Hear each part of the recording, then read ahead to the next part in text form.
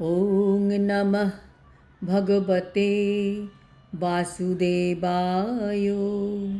শ্রীমদ্ ভগবদ গীতা পঞ্চদশ অধ্যায় পুরুষোত্তম যোগ। হরে কৃষ্ণ। আজ আমরা 11 নম্বর শ্লোকটি শুনব। यतन्तो योगिनश्चैनं पश्यन्तात्मन्यवस्थितं यतन्तो यपि अकृतात्मानो नैनं पश्यन्त চেতসঃ।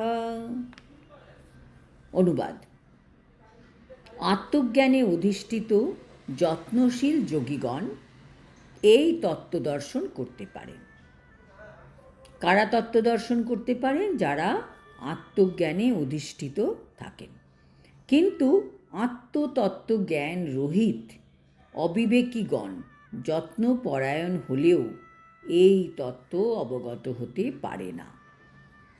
তাৎপর্য: অনেক সাধক আত্মজ্ঞান লাভ করার প্রচেষ্টা করেন। যাদের তত্ত্বজ্ঞান নেই তিনি হাজার চেষ্টা করেও এগোতে পারবেন না। শুধু চেষ্টার দ্বারা হবে না, তার সাথে প্রয়োজন হচ্ছে শুদ্ধাচার, সাধনা, তপস্যা, এইসব। আত্মজ্ঞান লাভের প্রয়াসী বহু সাধক আছেন, কিন্তু যে আত্মজ্ঞান লাভ করেনি সে জীবদেহে সমস্ত কিছুর পরিবর্তন কিভাবে হচ্ছে তা দেখতে পান না। এই সূত্রে যোগিনঃ কথাটি তাৎপর্যপূর্ণ। আধুনিক যুগে তথাকথিত অনেক যোগী আছে এবং তথাকথিত বহু যোগাশ্রম আছে, কিন্তু আত্মতত্ত্বজ্ঞানের ব্যাপারে তারা বাস্তবিকই অন্ধ। তারা কেবল এক ধরনের দেহচর্চা সংক্রান্ত ব্যায়ামে আসক্ত থাকে এবং দেহ যদি সুস্থ ও সবল থাকে তাহলেই তারা সন্তুষ্ট হয়। এছাড়া আর অন্য কোনো তথ্যে তাদের প্রয়োজন নেই তারা মনে করে। তাদের বলা হয় যতন্ত যপকৃতাত্মানা। যদিও তারা তথাকথিত যোগ পন্থায় প্রয়াস করছে, কিন্তু তারা আত্মজ্ঞানী নয়। তারা যোগাভ্যাস করছে, কিন্তু তাদের আত্মজ্ঞান হয়নি। এই ধরনের লোকেরা আত্মার দেহান্তর সম্বন্ধে কিছুই বুঝতে পারে না। আত্মা যে এক দেহ থেকে আরেক দেহে যায় সেটার সম্বন্ধে তাদের কোনো জ্ঞান থাকে না বা বিশ্বাস থাকে না।